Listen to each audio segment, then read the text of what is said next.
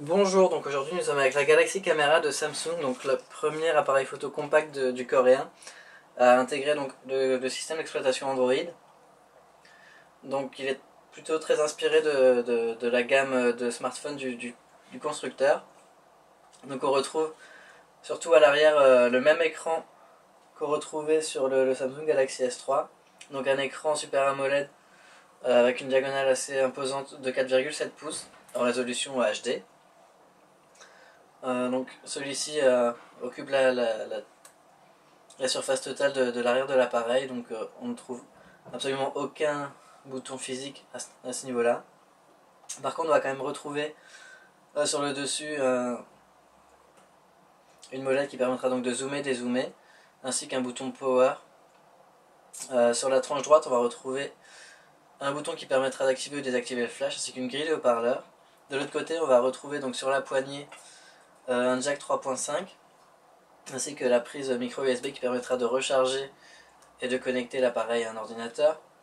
Enfin, en dessous, on va retrouver donc un capot qui cache évidemment la batterie, mais aussi la carte micro SD donc qui permettra de stocker vos photos. Donc là, c'est un petit peu quelque chose qui me gêne moi personnellement. C'est que Samsung a décidé de faire comme sur les smartphones et d'intégrer un slot micro SD, alors que sur la plupart des appareils compacts, des appareils photo aujourd'hui, on va retrouver une carte SD standard. Enfin, c'est un détail. Ensuite, à côté, on va retrouver donc un micro HDMI. Et à côté encore un slot pour carte SIM qui permettra donc de connecter la caméra en 3G en y insérant donc une carte SIM avec un abonnement internet. Donc au niveau de la caméra en elle-même, le, le, plus, le, plus, le plus gros point faible, je pense que c'est simplement sa compacité. Donc dû à cet écran justement de 4,7 pouces, si on la place à côté d'un appareil photo compact plus classique, on se rend compte qu'elle est effectivement beaucoup plus massive. Et enfin, on va donc démarrer l'appareil. On va voir donc un deuxième point faible pour moi, qui est simplement la vitesse de démarrage. Donc, dû à Android évidemment, puisque comme un smartphone, Android a besoin d'une dizaine de secondes pour démarrer.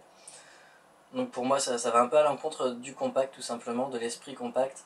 Donc qui d'une part devrait déjà pouvoir se ranger dans n'importe quelle poche, et enfin il devrait être opérationnel en un temps réduit, afin de pouvoir juste capturer les situations quotidiennes que l'on n'avait pas nécessairement prévues.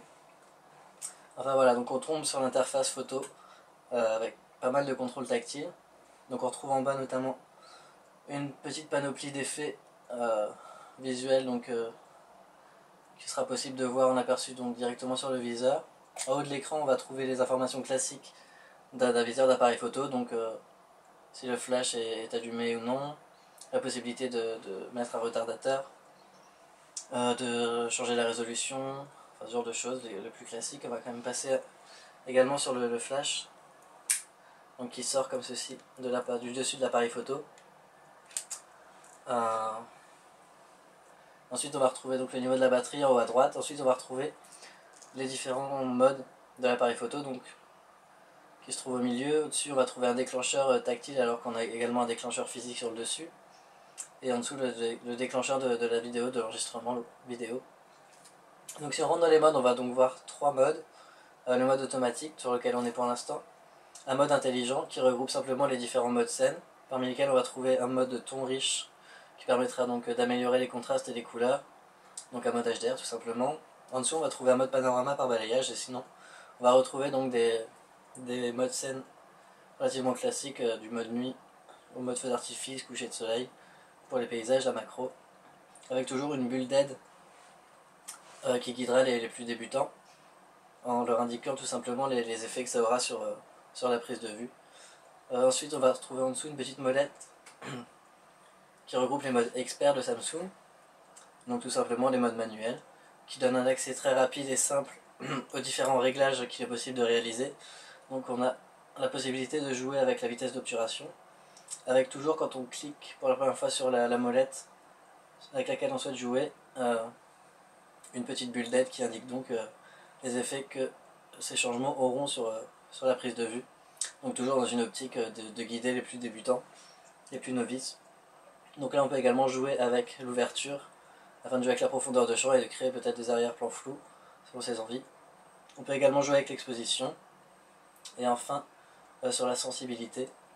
Donc on a ici une plage ISO, c'est allant de 200 ISO à 3200 ISO, bien que le capteur ne soit pas réellement performant.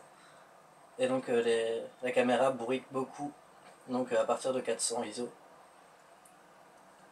Et produit donc des clichés d'une assez mauvaise qualité au final. C'est le gros point faible de la caméra, enfin de la Galaxy Camera. Mais elle se rattrape toutefois avec son mode vidéo, donc qui permet de filmer en Full HD, donc du 1080p à 30 images par seconde. L'autofocus fait généralement bien son travail, il suit l'action, il suit les sujets, donc c'est plutôt un bon point. Oui, on peut évidemment également faire la mise au point sur une zone en touchant l'écran tactile tout simplement. Donc petit tour dans la galerie pour découvrir quand même ce qu'on peut faire des photos qu'on a prises, puisque là c'est là qu'Android devient intéressant. Donc notamment au niveau du partage évidemment, vous en doutez, avec le Wi-Fi et la 3G. Donc on va pouvoir tout simplement partager ces photos directement sur les réseaux sociaux. Par exemple, Instagram est installé nativement sur l'appareil. Mais on peut également évidemment faire un tour sur le Play Store et télécharger Facebook ou n'importe quoi d'autre, afin de justement pouvoir envoyer directement ces photos sur les réseaux sociaux. On peut évidemment également les envoyer vers d'autres appareils grâce au Bluetooth, au Wi-Fi, ou simplement en connectant donc son appareil à l'ordinateur. Autre chose, donc je vous parlais d'Instagram, donc qui permet donc de modifier ses photos et de les poster en ligne. Samsung a également intégré un éditeur photo maison, donc qui est plutôt bien fichu, qui permet notamment de recadrer, de redimensionner ses photos, très simplement.